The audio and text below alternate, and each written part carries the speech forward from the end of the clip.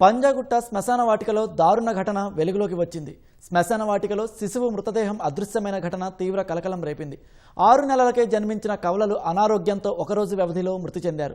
ఆదివారం ఒకరిని ఖననం చేయడంతో ఇద్దరిని ఒకే చోట పూడ్చేందుకు కుటుంబ సభ్యులు శ్మశాన వాటికకు వచ్చారు. అప్పటికే ఖననం చేసిన తొలి శిశువు మృతదేహం కనిపించకపోవడంతో కుటుంబ సభ్యులు ఆవేదనకు గురై శ్మశాన వాటిక సిబ్బందిని నిలదీశారు. మా బిడ్డ మృతదేహం ఏమైందంటూ తల్లిదండ్రుల కన్నీరు మున్నీరుగా వెలిపించారు. పంజాగుట్ట శ్మశాన వాటికలో శిశువు అదృశ్య ఘటన నగరంలో కలకలం రేపింది. శ్మశాన వాటికలో ఖననం చేసిన శిశువు మృతదేహం అదృశ్యమైంది. చార్మినార్ ఝాన్సీ బజార్కు చెందిన దంపతులకు 6 నెలల క్రితం కవలలు పుట్టారు. సదరు మహిళకు నెలలు నిండకుండానే కవలలకు జన్మనివ్వగా ఇటీవల అనారోగ్యానికి గురయ్యారు. దీంతో బంజారాహిల్స్లోని ఒక కార్పొరేట్ ఆసుపత్రిలో చికిత్స చేయించారు. 4 రోజుల క్రితం ఒక శిశువు మృతి చెందగా పంజాగుట్ట శ్మశాన వాటికలో ఖననం చేశారు. ఆదివారం మరో శిశువు కూడా మరణించడంతో ఆ మృతదేహాన్ని అక్కడే ఖననం చేసేందుకు వెళ్లగా ముందుగా పూడ్చిపెట్టిన శిశువు మృతదేహం అదృశ్యమైనట్లు కనిపించింది. శిశువును పూడ్చిన గొయ్యి తవ్వి ఖాళీగా ఉండడంతో శిశువును ఎవరో ఎత్తుకెళ్లినట్లు గుర్తించారు. ఖననం చేసిన శిశువు కనిపించకపోవడంతో తల్లిదండ్రులు బోరున విలపించారు.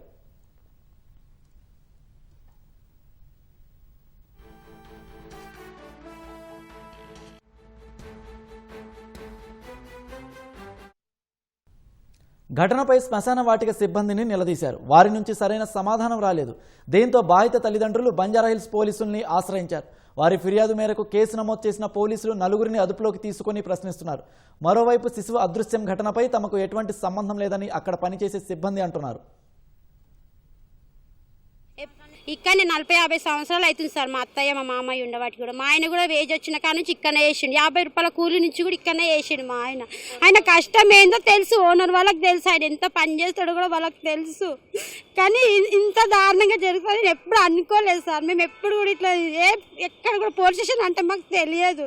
ఎట్లా ఉన్నాం అది వచ్చింది 2 రూపాయలు అది కాసుకొని తీసుకొని తిన్నాం తప్ప మేము ఏం కూడా ఇట్లా వేయలేము సార్. ప్లీజ్ సార్ దయచేసి మా ఆయనకి బయటికి పంపించండి సార్. సండే రోజు 11:30కి ఇక్కడికి వచ్చాం. బోనాలు అయిపోయిన తర్వాత మొత్తం 11:30కి ఇక్కడికి వచ్చాం. 11:30కి వచ్చే వరకు చీకటి అయిపోయింది.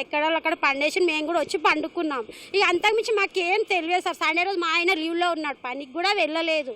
అయితే ఇప్పుడు దోసాపు, ప్రకాష్, మల్లేష్ వాళ్ళ స్టేషన్లో ఉన్నారు సార్. వాళ్ళ ముగ్గురు ఇప్పుడు ఎట్లా ఇడిపించుకురావాలని మేము చూస్తున్నాం. ఇప్పుడు వాళ్ళు పని చేయించుకుంటున్నారు కదా. నుంచి ఇక్కడ ఉంటున్నారు. ఇప్పుడు 80 సంవత్సరాలు అవుతుంది సార్. ఇక్కడికి వచ్చి మేము మా ఆయన కట్టెలు వాళ్ళ కొడతారు సార్. అప్పుడు ఎంత ఉండే 30 రూపాయల కూలి ఉండే సార్. మేము వచ్చినప్పుడు ఆ కట్టెలు వాళ్ళ కొట్టే మా పిల్లలు మేము దాక్కున్నాము. ఇక్కడిని గుడి చేసుకొని ఇక్కడనే పెళ్లిళ్ళు చేసినాము. ఇక్కడనే బతికినాం మేము. అంతే సార్. ఇక ఘటనను తీవ్రంగా తీసుకున్న పోలీసులు ముమ్మర దర్యాప్తు చేపట్టారు.